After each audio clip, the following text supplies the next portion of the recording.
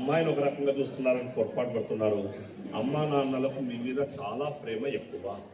కాకపోతే రేపు పెళ్ళైన తర్వాత మంచి ఇంటికి పోతే ఏ ఇబ్బంది లేదు. పొరపాటున సరైన బట్టి ఇంటికి పోకపోతే జీవితాంతం మిమ్మల్ని చూసి బాధపడతారు. అందుకే అమ్మా నాన్న మిమ్మల్ని ఎందుకు చదివిస్తున్నారు తెలుసా?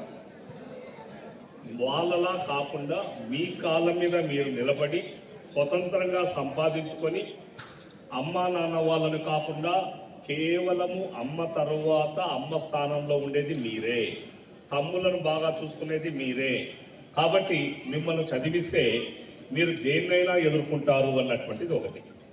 చదువు ఉండాలి, చదువుతో పాటు ధైర్యము ఉండాలి, ధైర్యంతో పాటు సంస్కృతి, మామూలుగా సమయస్ఫూర్తి అనేటువంటిది కూడా ఉండాలి.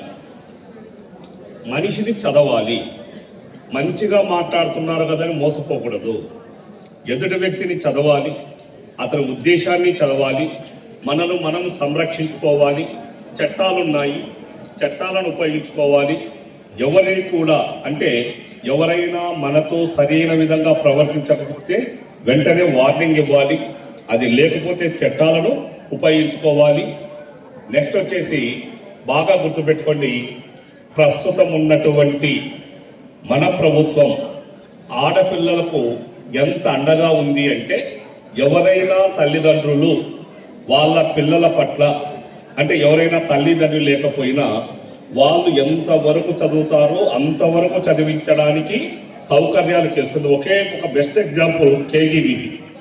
ఒక్కసారి మీరు బాగా గమనిస్తే ఆంధ్ర రాష్ట్రంలో బాగా చదివేటువంటి పిల్లలు ఎవరు అని సర్వే చేస్తే గవర్నమెంట్ పిల్లల, ప్రైవేటు పిల్లల, తర్వాత జెడ్పీహెచ్ పిల్లల, ఎయిడెడ్ పిల్లల, కేజీబీబీ అంటే కేజీబీబీ. ఈవెన్ మీరు పర్సెంటేజ్ నన్ను ఒకటి బాగా గుర్తుపెట్టుకోండి, గవర్నమెంట్ మీకు కల్పించేటువంటి సౌకర్యం ఉంది కదా, ఏ హాస్టల్స్లో కూడా ఇంత నాణ్యమైనటువంటిది లేదు. మీకు ఏదైతే సరుకులు వస్తున్నాయో ప్రతి ఒక్కరూ చెక్ చేస్తారు. అలాగే రెండవది, ఇదే మీరు హాస్టల్లో చేరితే సంవత్సరానికి 1,00,000 రూపాయలు. అంటే ఈ ఫెసిలిటీసు, ఈ భోజనము, ఈ టీచర్లు మొత్తం ఉంటే సంవత్సరానికి 1,00,000 రూపాయలు మీరు బయట స్కూళ్ళలో కట్టాలి.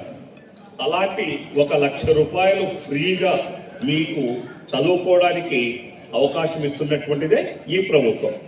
మరి దీన్ని మనం ఏం చేయాలి? వినియోగించుకోవాలి. మీరు బాగా చదివితే, మంచి మార్కులు తెచ్చుకుంటే ఇంట్లో ఒక్క పైసా కూడా లేకుండా చదవచ్చు. ఎట్లా చెప్పండి? ఏవైతే ఉంటాయో ఆ నంబర్ను మీ దగ్గర పెట్టుకోండి. ఎవరికి భయపడాల్సినటువంటి అవసరం లేదు. మొత్తం ప్రభుత్వ వ్యవస్థ అంతా కూడా మీతోనే ఉంటుంది. మీరు ఒంటరి కాదు. బాగా చదువుకోండి. చదువుకొని అత్యున్నతమైనటువంటి స్థాయికి వెళ్తారని ఆశిస్తూ, ఈ క్షణంలో ముఖ్యంగా బయట ఎండలో ఉన్నారు కాబట్టి మళ్ళీ ఇంకొక సందర్భంలో వచ్చినప్పుడు ఎక్కువసేపు మాట్లాడుకుందాం. సార్ యొక్క విశాలమైన మనసుతో మనకు ఎక్కువ సమయం ఇచ్చినందుకు వాళ్ళకు ధన్యవాదాలు తెలియజేస్తూ సార్ మాట్లాడవలసింది.